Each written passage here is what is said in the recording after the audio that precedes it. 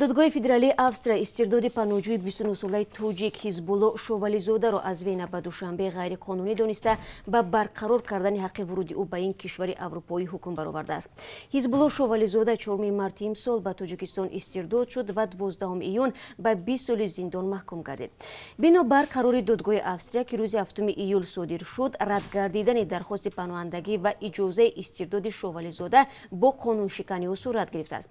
از جمله به او حق و مهلت خروج اختیاری دادن نشده، هنگام استرداد به معلومات کهنه راجع به وضع تاجیکستان تکیه شده است.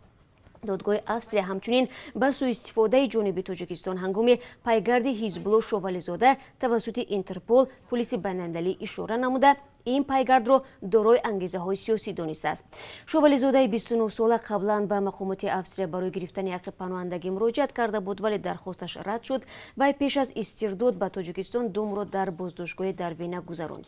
ماه مارس داستان کل تاجیکستان رسما شوالیزاده را به عضویت در حزب فعالیتش ممنوع نهضت اسلامی و خیانت به دولت متهم کرد، چیزی که نمایندگان حزب نهضت اسلامی تاجیکستان در خارج رد نمودند.